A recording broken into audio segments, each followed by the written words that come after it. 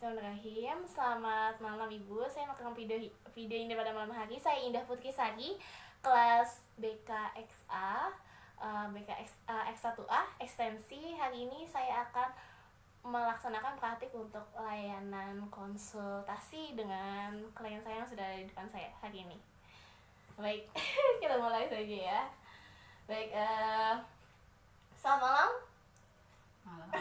Salaman dulu ya. Baik, saya perkenalan Ibu. Ini teman saya, namanya Indriani, dan hari ini kita akan melaksanakan layanan konsultasi. Baik, sebelumnya manggilnya apa ya? Jadi kayak teman aja. Bun, sebelumnya udah pernah kenal tentang konseling belum? Bimbingan konseling atau BK gitu, pernah dengar atau? Pernah dengar, tapi untuk pahamnya belum. Belum. Jadi bisa tolong dijelaskan. Boleh dijelaskan, oke baik. Ya, ini dijelaskan sedikit untuk pengantaran bahwa bimbingan konseling adalah proses pemberian bantuan secara langsung seperti ini, tatap muka atau bisa lewat telekonferensi, di mana nanti tujuannya untuk kita menyelesaikan masalah. Kalau ada masalah apa, kita coba sama-sama bantu cari solusinya, dan jika masalah itu sudah selesai, nanti si individu ini yang mengkotakkan masalahnya itu tetap bisa berkembang dan menjalani hidupnya lebih baik lagi seperti itu. Dan kami sebagai konselor sudah diajarkan dan diberi asas-asas pelaksanaan. Jadi selama pelaksanaan, kami sebagai konselor akan menjaga segala rahasia, segala permasalahan menjadi rahasia kami dan rahasia kita, hanya kita berdua saja yang tahu gitu.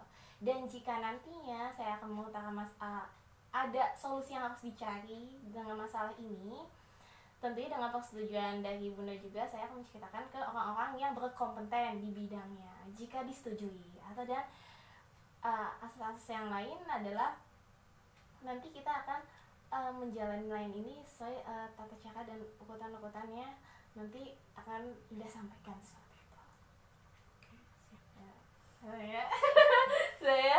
Saya paham. Jadi ada yang mau diceritakan? Ini tentang putri saya. Putri saya ini sekarang di usia 11 tahun. Ada sesuatu di sekolahnya, tepatnya sih di kelasnya dia sendiri. Selama ini agak takut juga sih sayanya untuk mengutarakan gimana nih bicara langsung dengan putri saya ini, karena agak kalau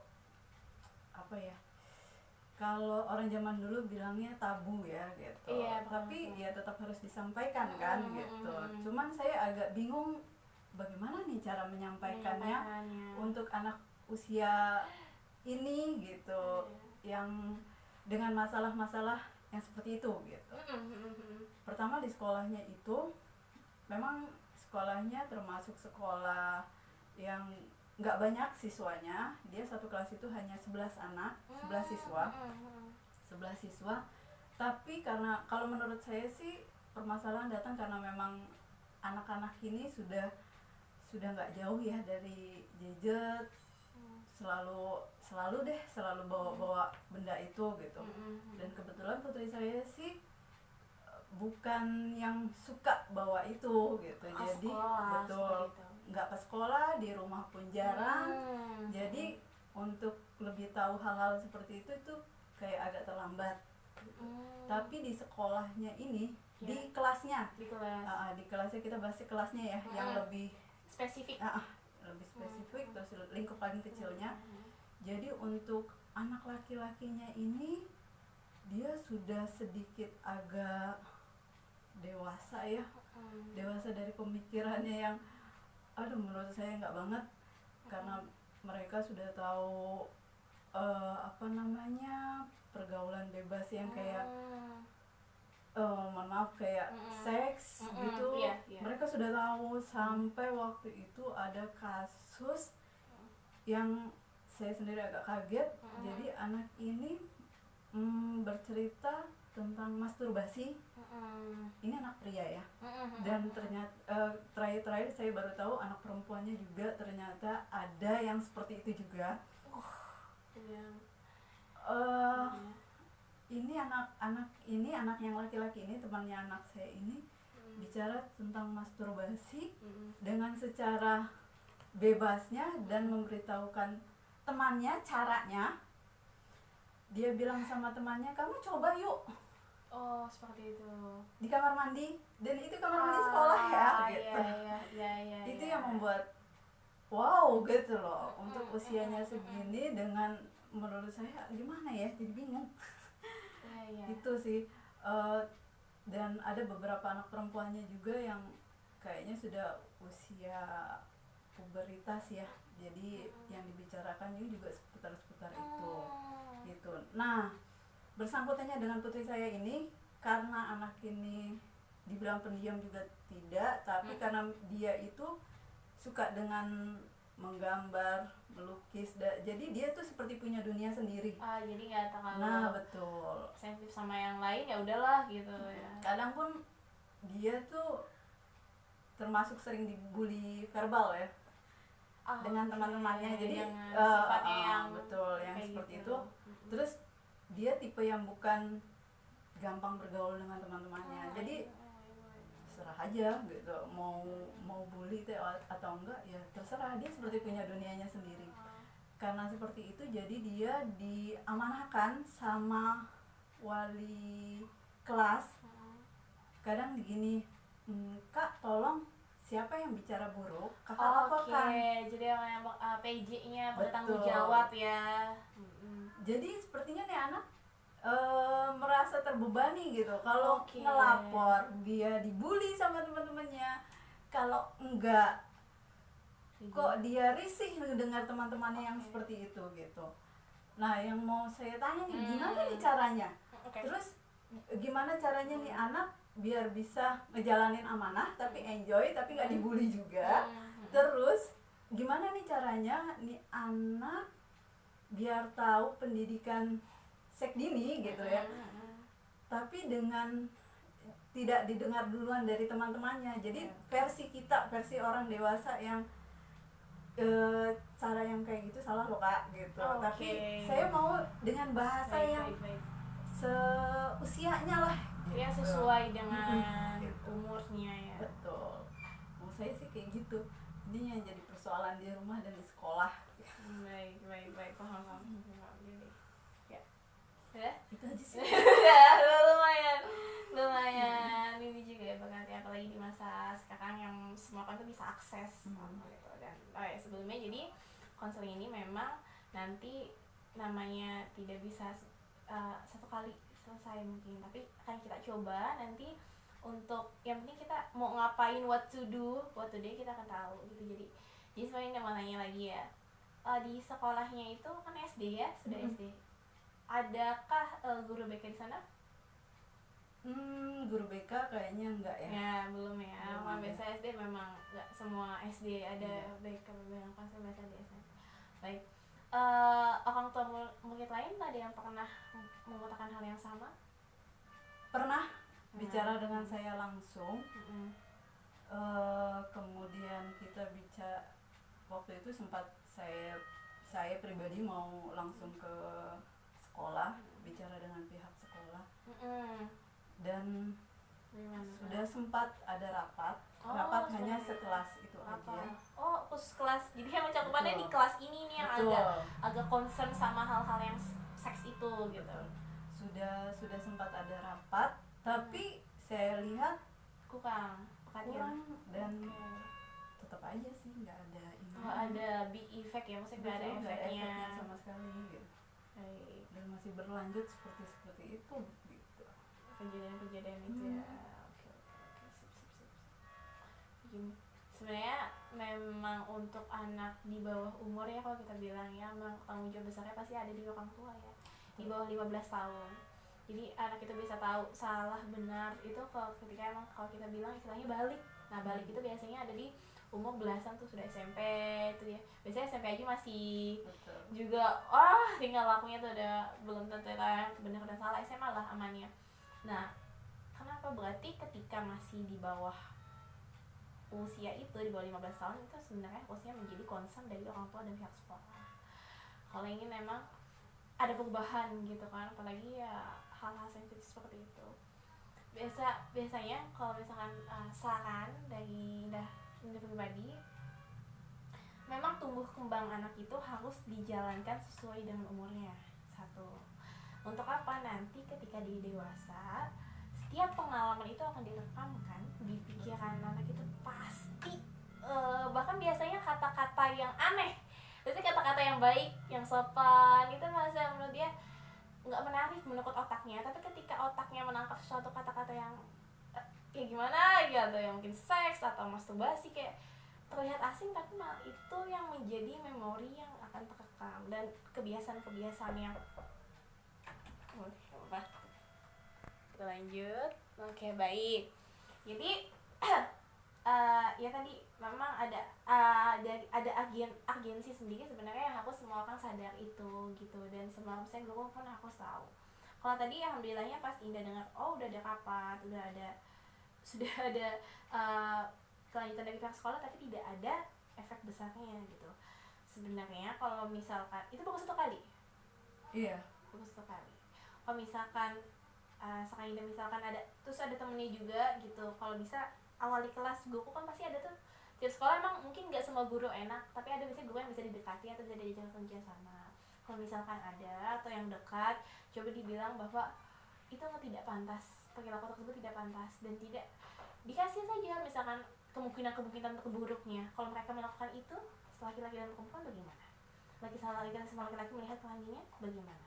Itu tidak sehat, maksudnya tidak sehat secara buat mental mereka, jismani rohani mereka. Kalau nanti mereka melakukannya untuk SMP, SMA, bagaimana? Bahwa ya itulah hal-hal kecil, semua berawal dari hal kecil. Maksudnya semua biasanya berawal dari hal-hal yang kita remehkan. Masalah besar itu dari masalah kecil. Jadi membuat mereka kasih kemungkinan terburuk. Maka kau jangan seuzon, bukan seuzon. Kita memprediksi untuk mencegah masalah. Ya, kita memprediksi hal seperti itu. Di kalau yang sekarang anak-anak kan emang yang beberapa besar saya pihak sekolah, karena itu masih di lingkup sekolah, kecuali tetangga rumah kita bisa langsung datengin orang tuanya. Tapi kalau pihak sekolah emang bukan penting yang sekolah satu.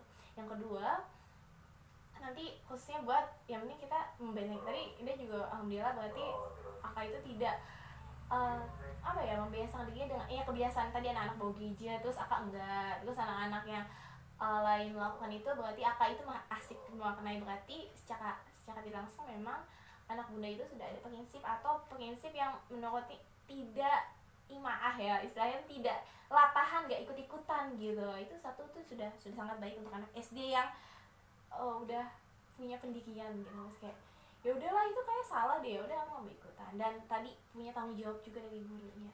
Nah, guru ini pun harus tahu kondisinya bahwa ketika anak saya Anda beri amanah, anak saya keadaannya seperti ini, akan seperti ini. Guru itu sudah tahu apa belum gitu, dikasih tahu aja. Jadi biasanya anak-anak kalau diingetin sama anak-anak itu bukan kayak ya elah kita seumuran mau ngapain gitu, jangan sok-sokan, maaf ya gitu kan. Itu untuk seumuran kita lah, bukan anak juga ya, anak kampus biasanya memang untuk yang mereka itu lebih dengar yang lebih tua ya. Kalau untuk anak kecil mungkin kalau kita seumuran 20, 30 itu lebih nyambung sama yang seumuran. Tapi kalau emang tuh kayak ya Allah nggak ngasihin masa muda gitu. Tapi kalau untuk anak-anak yang masih bawah takaran TK, SD, SMP, dia biasanya kalau sama orang yang lebih tua lebih iya ya gitu, salah gitu. Dia baru tahu salah ketika memang ada orang tua yang bertindak di dalamnya gitu tadi. Biar maksudnya si Aka ini juga tidak terdiskriminasi dengan teman-temannya seperti itu. Dan bagaimana penyampaian tentang seks itu gitu ya, bahwa sebenarnya bahkan ketika usia 5 tahun kita kan ya biasanya diajarnya tuh misalnya alat kelamin seperti ini, terus yang boleh disentuh boleh dilihat orang lain seperti ini. Mungkin ada sekarang pergerusan moral akibat yang tadi gadget, pergerusan moral itu jadi kayak udah nggak tahu mana yang boleh mana yang nggak boleh ya. Itu mestinya kalau pihak sekolah concern untuk SD di umur berapa SD-nya? 11 tahun itu kan biasanya boleh dikenalkan tentang kayak namanya juga udah nyambung ya, bahkan TK tentang kayak produksi. Betul. tentang reproduksi, menjaga kesehatan alat kelamin itu boleh, itu sudah masuk, sudah bisa dianggap nalar. Dan penyampaiannya juga jadi jangan kayak tabu gimana ya, bilang misalkan alat kelamin pria itu penis, alat kelamin wanita itu vagina. Jadi jangan kita jadi kayak aneh gitu ya. Itu maaf ada istilah-istilah daerah yang selain burung atau apa yang gitu, yang itu malah membuat mereka menjadi apa ya tadi, bahasa-bahasa yang aneh itu malah diulang-ulang aja, burung lu gitu. Maaf ya, biasanya malah kayak gitu. Cuma kalau penis kan ya udah itu bahasa secara biologis, dan dikasih tahu di mana mereka harus berkata seperti itu, kapan mereka harus berkata seperti itu misalkan. Dan dikasih juga maksudnya ini loh, ini misalkan alat kelamin ini gunanya ini untuk ini, dan kalau misalkan kita terlalu banyak menggunakannya untuk hal-hal yang kayak gini, nanti kamu bisa merusak kesehatan. Ini emang penting gitu. Adanya kamu karena kita ada alat kelaminnya bunda, ada alat kelaminnya ayah. Emang seperti itu prosesnya. Ada waktunya untuk kayak gitu, ada untuk waktunya entah reproduksi itu ada, tapi nanti umur sekian nih sudah dewasa. Kenapa sih kok nunggu dewasa? Karena biar dia matang, nanti biar kita juga lebih bertanggung jawab, lebih tahu gitu. Untuk saat ini memang kayak anak-anak kecil itu sebaiknya tidak, kalau terus dilakukan nanti akan seperti ini loh. Kalau mereka sudah terlanjur melakukan, dikasih tahu bahayanya, bukan mengancam, tapi memang itu yang akan terjadi. Dan jadi kita mesti emang gamblang kayak bicara ini juga nggak boleh takut-takut, karena kayak kamu bahaya nggak sih kita memberitakan itu awal, itu sudah lebih awal. Makanya nggak masalahnya maksudnya,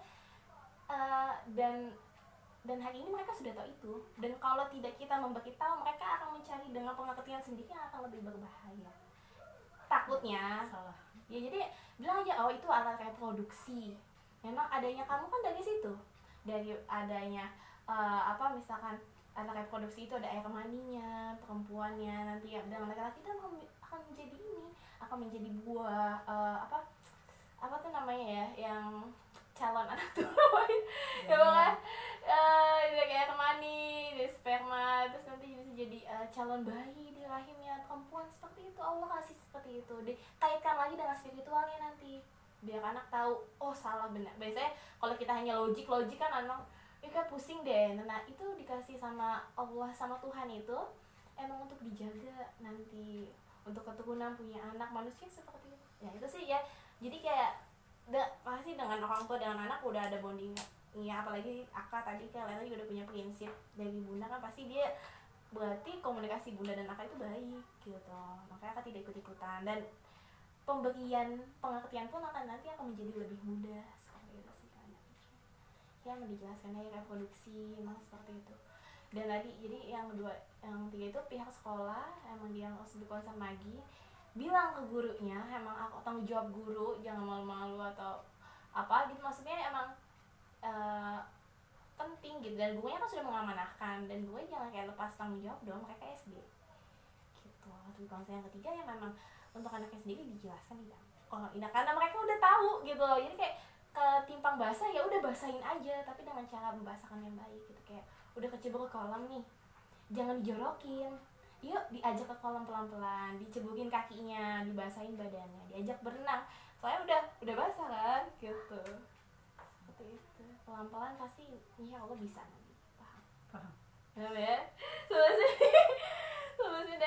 Dan untuk pelayanan sebenarnya kita akan ya tadi ada cara-caranya, dan memang biasanya bertahap, semua masalah bertahap, tidak oh ini nggak berhasil nih ya, karena semua tidak ada sesuatu yang instan, apalagi ya kan, nggak ada sesuatu yang instan cuma mie itu cuma 3-5 menit langsung jadi dan enak, itu hanya Indomie gitu, bukan permasalahan. Jadi emang mesti try mencoba dan gagal itu biasa. Yang penting ya itu tidak lelah untuk konsisten ngingetin selalu, emang apalagi anak kita kan lagi rawan banget ya dengan umur segitu. Udah Indah Indah juga belum punya anak, tapi Indah secara belajar dari yang bukan pengalaman juga ya, pengalaman gak ada anak, jadi dari pembelajaran yang Indah pelajari seperti itu, insya Allah jadi jalan. Bisa diterima. bisa insya Allah.